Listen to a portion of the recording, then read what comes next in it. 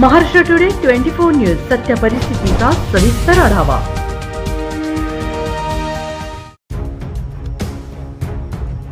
Murtijapur Akola. मूर्तिजापुरात police चकमकीत एक आतंकवादी ठार, एकाला पकडले जिवंत। मूर्तिजापूर पोलिसांची बस स्थानकावर मॉक ड्रिल, पोलिसांनी केली रंगीत तालीम, एक दहशतवादी ठार। अकोल्यासह मूर्तिजापूर पोलिसांचा सहभाग। मूर्तिजापूर बस स्थानकात 2 आतंकवाद्यांनी 2 प्रवाशांना ओलीस ठेवले असल्याची माहिती शहर पोलीस स्टेशनला मिळताच ठाणेदार अजित जाधव यांनी उपविभागीय पोलीस अधिकारी मनोहर दाभाडे यांना माहिती दिली।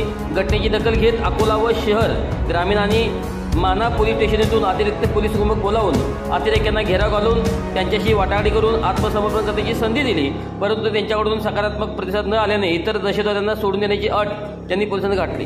इतर दहशतवाद्यांना सोडणे शक्य नसल्याने पोलिसांनी केलेल्या गोळीबारात एक अतिरेकी ठार झाला, तर एकाला जिवंत पकडण्यात पोलिसांना यश आले। जिवंत पकडलेल्या दहशतवाद्याला ताब्यात घेऊन पोलीस असलेल्या 2 प्रवाशांची सुटका केल्याची माहिती उपविभागीय पोलीस अधिकारी मनोहर दाभाडे यांनी माध्यमांशी बोलताना दिली। पहलगाम अतिरेकी हल्ल्याच्या पार्श्वभूमीवर व भविष्यात अतिरेकी हल्ले आणि तत्सम घटना टाळण्यासाठी पोलीस विभागातील कर्मचाऱ्यांचा सराव घेत असतात। त्याच धर्तीवर मूर्तिजापूर बस स्थानकावर गुरुवारी सायंकाळी मॉक ड्रिल राबवली। या मॉक ड्रिलमध्ये श्वान पथकासह अकोला, मूर्तिजापूर शहर ग्रामीण व माना पोलीस स्टेशन कर्मचारी सहभागी झाले होते। भविष्यात अशा घटना घडल्या तर ती घटना कशी हाताळायची यासाठी पोलिसांकडून अशा सराव कवायती राबवले जात असल्यात। प्रथमदर्शनी पोलिसांनी ही मॉक ड्रिल राबवित असताना काही वेळ उपस्थित प्रवाशांची तारांबळ उडाली। नंतर झाला प्रकार लक्षात आल्याने उपस्थित नागरिकांचा जीव भांड्यात पडला। मनोहर दाभाडे, उपविभागीय पोलीस अधिकारी मूर्तिजापूर। दीपक थोरात, प्रतिनिधी महाराष्ट्र टुडे 24 तास,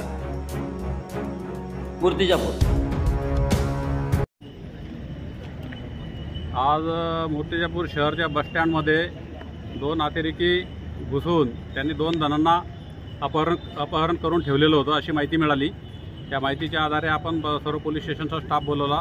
अकोला येथून RCP आणि QRT बोलवली आणि त्यांच्याशी वाटाघाटी करण्यासाठी आपले मूर्तिजापूर शहरचे पोलीस स्टेशनचे PI यांना पाठवलं, परंतु त्या वाटाघाटी काय मान्य झाल्या नाहीत, कारण त्यांचं म्हणणं होतं की आमच्या बाकी अतिरेक्यांना सोडवा, तर ते सोडणं योग्य नसल्यामुळे त्या वाटाघाटी आपण मान्य केल्या नाहीत आणि त्यांच्यावर अटॅकची कारवाई केली।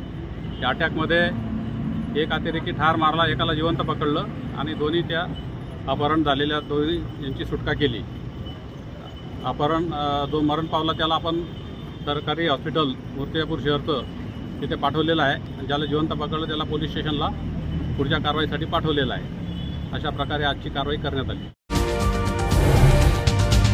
आजच महाराष्ट्र टुडे 24 न्यूजला सबस्क्राईब करा आणि सत्य परिस्थितीचा सविस्तर आढावा पहा।